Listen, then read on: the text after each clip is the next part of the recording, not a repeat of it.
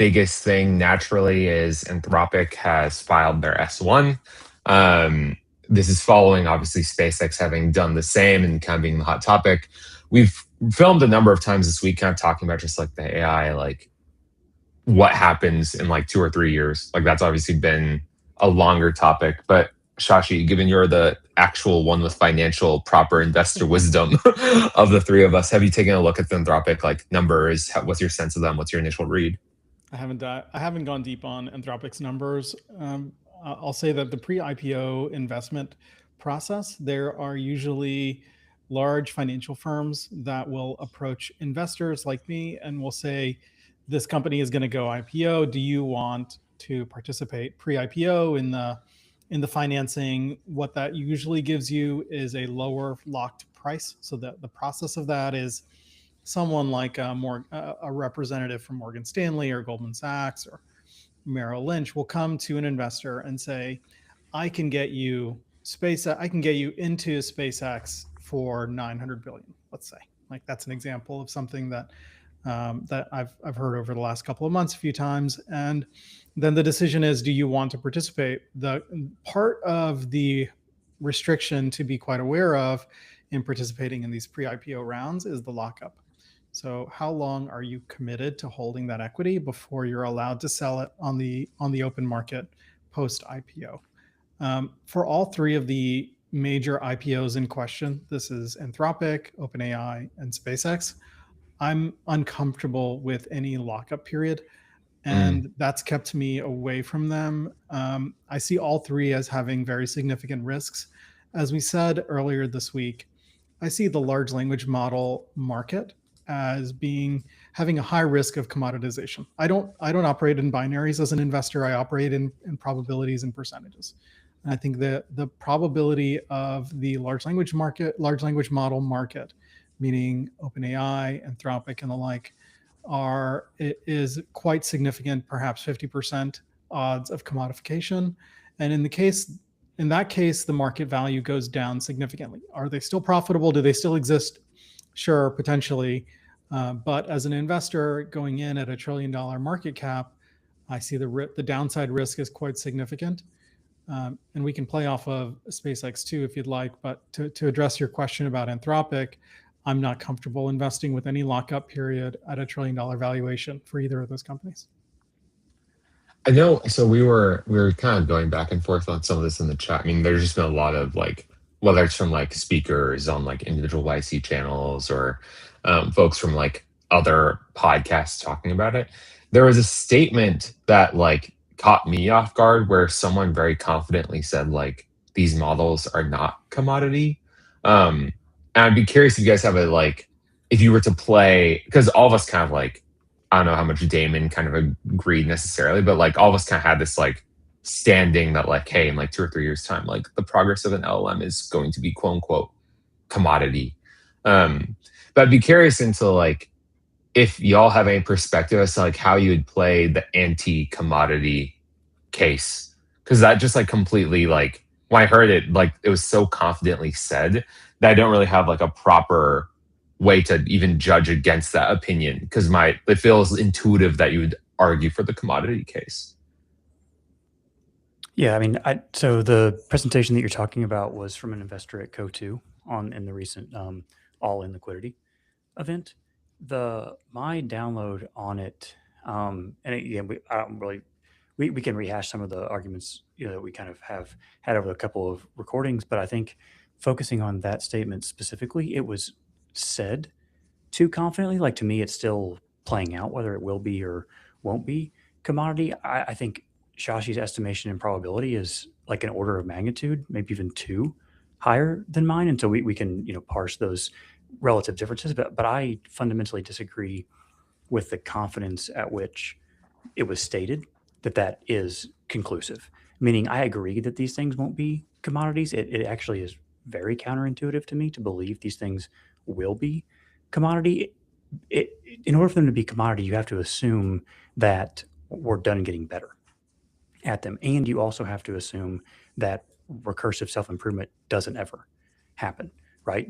Regardless of whether we think it's here or not here. And in kind of Anthropic's submission of the currently confidential S1, but soon to be public S1, they also released kind of their blog, if you want to call it that, report on recursive self-improvement, in which they've claimed that like it's already started. Now, again, we can take them at their word, or we can just simply say that's marketing ahead of the IPO, and in fact, they're not really arriving at recursive self-improvement. But in order to believe it is commodity or will be commodity, you have to believe that's impossible, or at least you have to assign the probability such that that isn't going to happen. Meaning, recursive self-improvement by definition can't be commodity because it will be self-improving. And then by definition, if we have competing self-improvement platforms, even if one of them is open source, the frontier will be necessarily jagged. There will be leapfrogging and continual leapfrogging. Right. The question the thing I mean, not to, again, we did a little bit talk about this, but like the thing, y'all ever watched The Incredibles like back in the day? Mm-hmm. You know how like of course Damon hasn't. Of course Damon hasn't. The premise of The Incredibles, for Damon's sake, is like superheroes have existed for a long time, whatever it may be. Like we follow like a group of superheroes who kind of like way past their prime, that sort of thing. But there's an effort to kind of like put them back in the zeitgeist effectively. But the villain of the show has this like, or not of the like first movie, has this iconic sort of line where his goal is to make everybody a superhero, where the line that he says is like, if everybody's super, no one is. Where if we have recursive self-improvement, this stuff is diffusing across the industry like pretty rapidly, like whether that's because of talent moving, like whenever people vest out of Anthropic, like it wouldn't be surprising if they go work at like a new lab and do the same thing. If recursive self-improvement is ultimately like, now it's just a matter of like how much capital and talent can you organize around like the compute you need to achieve recursive self-improvement, then everybody gets to recursive self-improvement, which presumably hits a lot of the same like gradient descent valleys of what these models are really, really good at. And I mean, recursive self-improvement would hypothetically be faster than a human is, or a collection of humans are. That if the same people who know how to do it and how to engineer these systems and how to organize capital around it are just moving across the industry, then recursive self-improvement will jump. Obviously, like if it's Anthropic that wins it first, yeah, they get a big lead, but that diffuses still. That the context of maintaining a lead becomes like weeks or days in the best case scenario in my head. Could be. Yeah, like if the argument is just whichever one is ahead is only ahead for an ever more increasingly short ephemeral time span, I can buy that.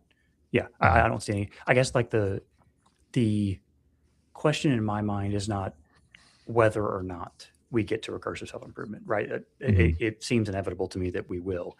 It is just simply how much value is there in being the provider of intelligence. To me, the answer to that is effectively unlimited. Like, you know, I think the SpaceX S1 had the TAM of AI at like 28 trillion. You know, that's a benchmark. That's not necessarily my number. I don't necessarily agree nor disagree with that number. It is unthinkable to me that either humans or machines won't continue to find new best practices for the most intelligent thing. I was thinking about this and having digested our earlier conversation this week, and I guess the question I would pose back to the group for thoughts on is, in a world where we hire humans, we obviously value some humans more than others based on the way that we pay them. We pay the most capable employees the most. We pay the least capable employees the least. Why won't the marketplace for artificial intelligence break down similarly? To what, I guess, like to what, like what's the grander argument you're constructing? There's always going to be some use cases in which paying for the most expensive, the most frontier models makes sense. Yeah, because it offers competitive advantage. Right. That's what I'm saying. So like no matter where the ceiling goes, right, there's always going to be an advantage for being on whatever the top level is. And I don't think the argument, Damon, isn't that is false. The argument is that for the vast majority of use cases, we have this frontier in which Anthropic, OpenAI, xAI, Cohere for enterprise use cases, Google Gemini. These are all competing labs, and the delta, we live in a highly competitive environment in which not only are these models constrained by what they can do, they're constrained by hardware. There is not an unlimited amount of hardware. That is the first primary objection I have to this worldview. You cannot perpetually self-improve if that self-improvement requires more tokens in infinitum. You have a hard cap on your hardware. I see this. Let me just tell you how I see this as an investor. I see the market for large language models becoming commoditized at the layer where most people will use them. I don't disagree with your assertion that at the very frontier there is an edge. Is there an edge? Sure, absolutely. There will always be an edge. Don't dispute it. I think for the great many use cases in which an edge is simply not needed, we are past the point of value creation, and cost becomes a significant primary driver. There was an interview with Patrick O'Shaughnessy and Dara from Uber this week that Dara was talking about how for some use cases they are willing to invest in the frontier SOTA models, but for a large number of use cases they are already transitioning over to a Qwen or a Kimi or another lower cost model that will do most of the work, because most of humanity's tasks, most of the work to be done, the jobs to be done, do not require SOTA. That is simply the case, that most humans don't do SOTA work. Most machines won't do SOTA work. And therefore, yes, I agree that the models at the very SOTA frontier layer will have value. Yes, agreed. That's not a point of distinction in this argument. The economics of generating $1 trillion of market cap in value requires significant margins over significant time. And that is simply not available, is the assertion, in a highly competitive environment with at least 4 closed source models plus the many open source models. Yeah, agreed. Just pushing back on the very specific points. Your assumption on chips fundamentally argue that there's not going to be improvement as well, both in performance and numbers. No, that there's a cap. There will be improvement, just that there is a cap. Why? I guess because there's not unlimited hardware. But the hardware can get better too. It's not just one vector. Hardware takes time to get better. So that's sort of, you can't have the hockey stick in the time frame that is being, at least I think, assumed because of the hardware limitation. You just need the same amount of growth you've had over the last 3 years to continue. Hardware is incredibly constrained. Data centers are incredibly constrained at this point. And in terms of my own theses of investment, I see a declining value in the models resulting in Jevons paradox, such that tokens and hardware become increasingly more valuable. I think that we will see significant growth in demand, not contraction, in the hardware layers as a result of lower cost tokens. And I think lower cost tokens will become more and more part of the operating principle from CFOs down through organizations, because profit will become necessary. We will move from token maxing to profit orientation, which is the job of every leadership team member and every CFO in particular. And as we do that, I think these lower cost tokens from Kimi, from Qwen, from Llama, if they get back in the game, will drive a dramatic increase in the demand of tokens, which will result in a dramatic increase in the demand for hardware. This might be branching conversation. So if there are thoughts to be exchanged that want to jump back, do feel free to.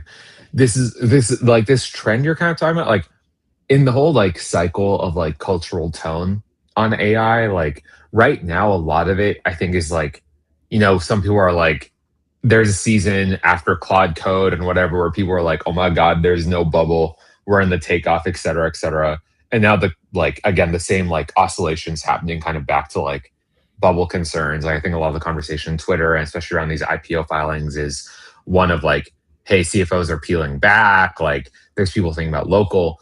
A thing that has happened this week was the NVIDIA and the Microsoft Build conference, where NVIDIA, surprising to me, I think a lot of this is specifically in reaction to OpenClaw driving so many complementary sales of the Mac Mini as a new personal computer to run agents. But NVIDIA specifically, and Jensen, and a lot of the stuff he's been appearing in, has been making a lot of argument for like the future of enterprise, the future of like AI is not one of like gigantic data centers. It's people running open source models on their local like box. He makes the comparison that like your gaming PC might turn into like your future R2D2 at some point in the future, where it like rolls around and like can interact with things.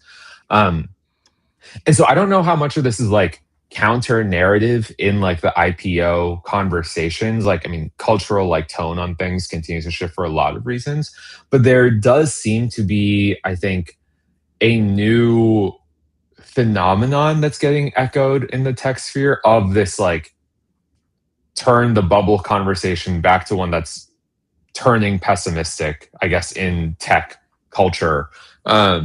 And the leaning there is like all of a sudden like a argument back in favor of open source and local. I don't know how much I like think that is like necessarily new data, like in reaction to stuff that has actually happened, versus like the chamber of it has become so loud that suddenly people are thinking a lot more about it, and that way it feels more grave, if that makes sense. Yeah. So taking them in sequence, I don't disagree with anything that Shashi said. I just disagree with the conclusion. Meaning we agree on the points of data. We just fundamentally disagree on the conclusion as to why everything you just stated doesn't lead to better foundation model labs, and instead it leads to better something else. On Lakshay's point, as far as the cyclical nature of these waxing, waning enthusiasm cycles, we lived through this already once, right? Probably actually twice. Like basically large language models scaled. People were like, okay, they're done. We're done GPT scaling. 4.5 is as good as we're going to get. O1 comes out. There's a reasoning vector. Bang. Now all of a sudden we have another argument, right? We were discussing on this podcast, was OpenAI overvalued at 100 billion, right? I mean, that's basically 10x ago. So the challenge that I see isn't that we're debating the facts on the ground. It's that the conclusion of these two companies specifically, and three, I guess, SpaceX, Anthropic, and OpenAI, not getting better almost fundamentally assumes that we are aware of facts they aren't aware of, or that they're not rational actors and they won't act on the same information that we have. Meaning they're just going to stand still and let the valuation of their companies implode effectively. I am fundamentally of the opinion that Elon and Sam and Dario are great entrepreneurs. They know what we know, if far more so as well, given that they're the closest ones to this technology, and they'll figure it out.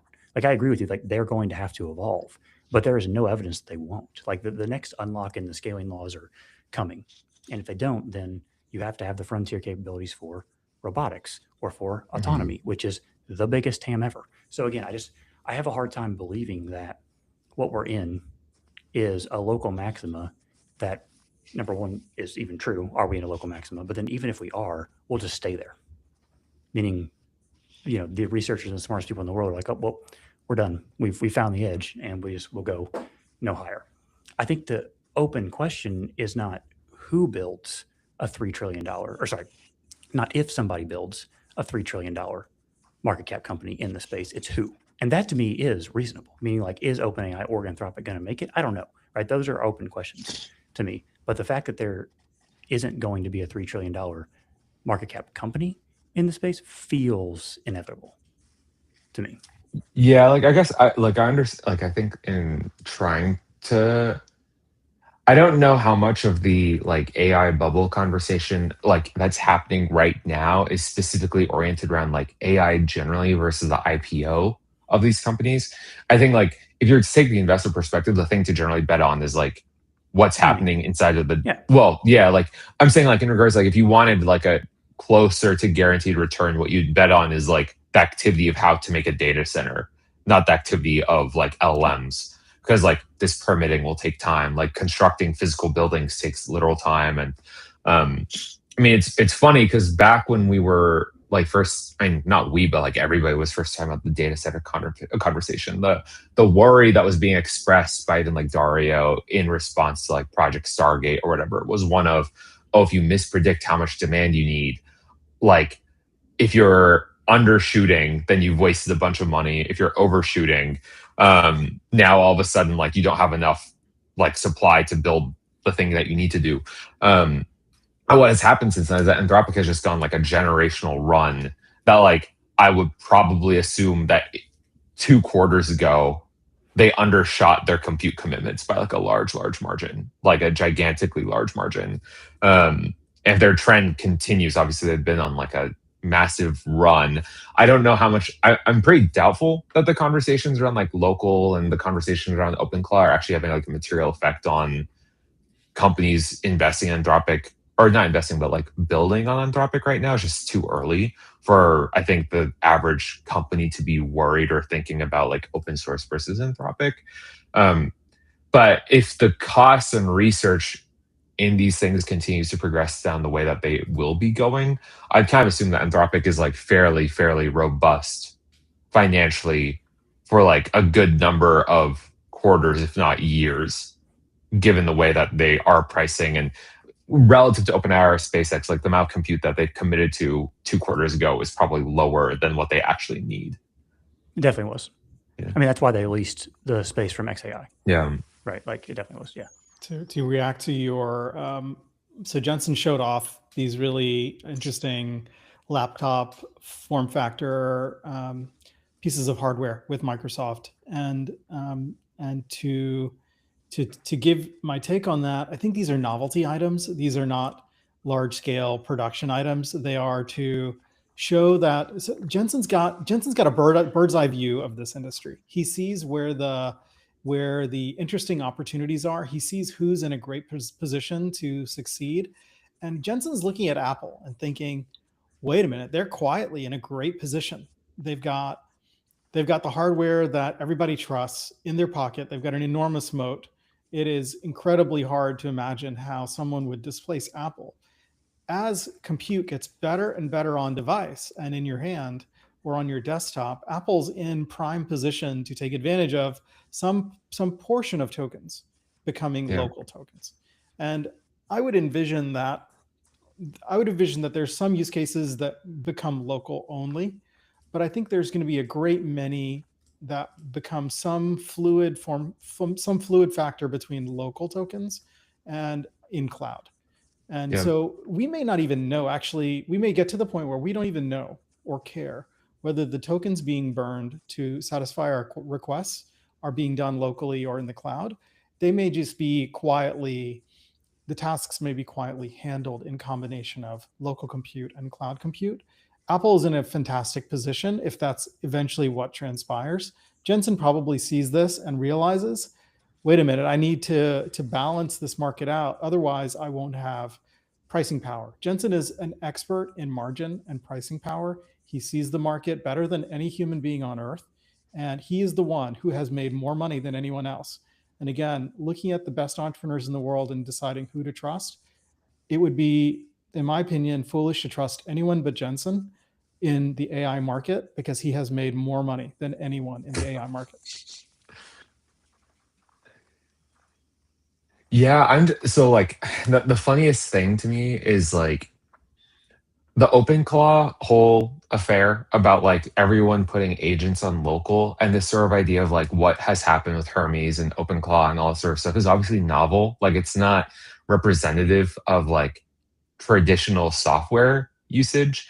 I think the way that that's being processed and understood right now, it makes sense to me that like you would bet intentionally on local as a result of OpenClaw as our current compute stack exists. Like it just makes a lot of sense that like if you want to bypass a lot of security, if you don't have to worry about APIs and webhooks and integration, you just want to let the agents like run off. A local machine is not super environment restricted, right? Like I can build like a screen recorder that can interact with Apple and all my apps in a way that like Slack would not traditionally allow, or a way that my like email client would not traditionally allow. But it's funny to me that like in looking at what they're trying to do, that of all things to double down on, like I don't know who else you would if you're trying to race Apple, but like Windows has such an awful history with developers and is like so like fundamentally disliked, that like they're climbing uphill trying to take a slice of the local atmosphere because the people who are quote unquote agent forward are not buying a Windows computer. to do this work. Like you have to make a really, really compelling pitch. But at the same time, historically, Jensen has taken GPU and like high level compute away from the individual.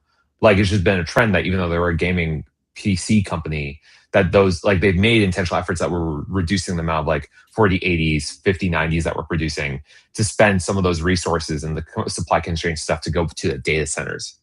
But like Jensen is a freaking genius. He sees what stimulates tokens. This is all about tokens because tokens go through NVIDIA for the most part. And we're not talking about Trainium or other silicon. We're talking about the mainline highway, which is through NVIDIA. Jensen sees what drives tokens, and nothing drives token use like OpenClaw, or in this case, his effort with Hermes. It's still to be done. It is not today's primary use for most people, but he sees that is a stimulant of demand, and he is smart enough to know how to stimulate demand and drive margin through his supply. That's exactly what he's doing. It's hard for me. Like if I were to say like what's the likelihood of NVIDIA chips running this local compute idea, the fact that it's running through Windows is such like a shot in the foot. All he's doing is tampering the monopoly that Apple has. For now, that's all he's trying to do is displace this argument that Apple is the sole provider of this local compute argument and that others can play in it. Windows he can take or leave. Microsoft is a partner he can take or leave. What he's trying to demonstrate is, hey, wait a minute, there's a way to do this without Apple, guys. Like there's an alternative. Right. What do you? I mean, like fun. Like, go ahead, Dan. So you say a thing. I don't think Apple's the competitor he's going after there.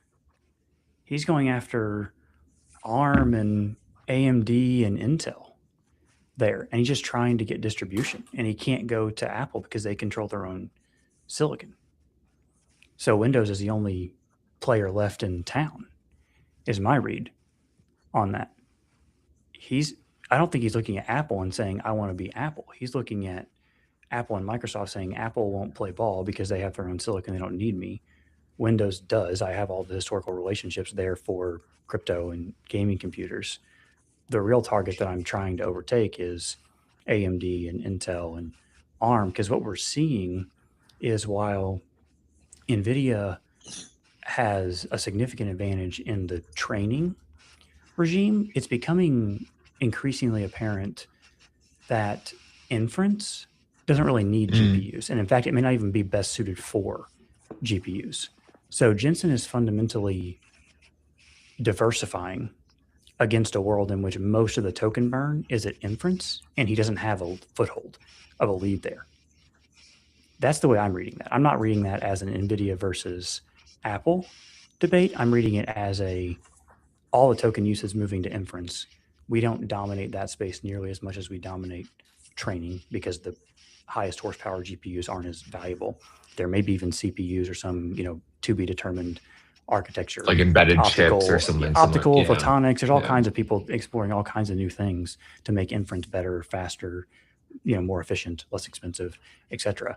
And he doesn't have a stranglehold on that portion of the token flow, right? And so he's trying to get there. And the easiest way to get there is to find the people that are most connected to the consumer, which is Apple. But if you can't go to Apple, then you got to go to Microsoft because there is no really players. I don't even know. Samsung maybe would be alternative, letter C there. The way I see this playing out is Jensen sits in a room with his smartest folks and says, okay, what are the potential futures that are on the table?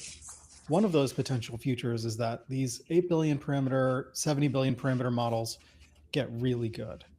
And in that world where on-device silicon gets really good as well, who wins?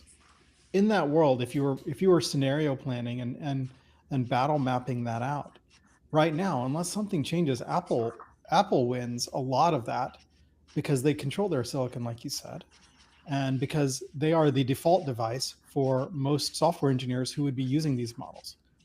And software is not the only problem, but it's one of the high use cases of these models. So as you think about that kind of scenario, if you're sitting in Jensen's room and you're thinking about potential futures and you say, with local compute could get really good, and these local models could get really good, and that could be 75% of tokens in 3 years. Where does that leave us as NVIDIA, and how do we play in that game? And if you were to take that kind of scenario and say, okay, well, how do we play in that game? Well, we need a partner for now. Microsoft may be imperfect, but they're a vehicle for us to demonstrate our capabilities, because we need to mitigate this future in which Apple takes a huge chunk of that market. It also, I mean, like, I don't know, this is a nascent thought, but it is just kind of occurring to me that, like, regardless of where you land on like the whole commodity conversation, like, it is matter of fact true that like most LLM usage in 2 or 3 years time will not need soda, and makes a lot of sense as an argument for like maybe your computer, in the same way you have like an i9 chip or you have an XYZ whatever chip, like part of you choosing to upgrade your PC is that like whatever chip loaded in memory has like weights already preloaded for most typical use is part of like, I'm buying a PC, but I'm also buying like an intelligence box that for like the same way I have a CPU with a number of cores, that means I can process more, like run more programs at once. You might have like a preloaded model weight chip that would be part of the reason that you upgrade your PC or upgrade your phone or whatever the device of the future ends up being, that the native LLM that's baked in like system on chip level would be part of like the hardware spec that you're paying an extra 100 or 200 whatever for, the same way you have like 512 gigs of SSD or whatever it may be. My honest opinion is that consumer hardware is occupying about 0.1% of Jensen's brain right now. Like, if I was projecting forward, the vast majority of inference, specifically for local, but probably inference in general, is going to be physical AI, i.e. robots or autonomous cars. That's the next market that Jensen has to go over, because it's the only one that's going to make a material difference to their bottom line. I mean, the business is worth 4 or 5 trillion or whatever that's currently trading at. They're going to have to jump to physical AI next. Consumer hardware, in my opinion, is I mean, what would it be, a 10% bump in valuation? Maybe, if they dominated as much of it as Apple. Like, it's just an insignificant fraction. I just don't think they're spending any time on there. I think it's who's going to be the chip provider for the robotics revolution that's coming. And that's the largest TAM estimated ever. How do they obtain a stranglehold on that, like they've obtained a stranglehold on training costs? Yeah, these are binary. You know, you could sit in a room. I've been in this position where you sit in a room, you say, what are the possible futures? And yes, the mainline possible futures are data centers are the primary driver of GPUs and accelerators, and we need to absolutely crush that market. He's probably spending 80, 90% of his time on that. But in the potential set of futures where, let's say you assign a 7% probability that on-device tokens absorb 50% of token use in 3 years. Okay, if you're in Jensen's position, you have to be responsible for your business. And even if that is a 7% probability, you need to figure out how you play a role in that. So I don't think we're saying different things, Damon. I think the job becomes a lot more nuanced and a lot less binary as you plan out scenarios, you see potential futures and potential submarkets, and it may be a minority scenario, but you still have to plan for it. You still have to do the homework. And what the upside it gives Jensen is it gives him some cool toys to show off. Part of what he likes to do, it's clear, is to have these conferences in which he has cool toys to show off. He gets to demonstrate we are soda of hardware. He gets to inherit the mantle of Steve Jobs and get on stage and show cool toys. If he can't do that, then his job becomes less interesting to him, clearly, and they don't get to demonstrate NVIDIA's primacy in the market.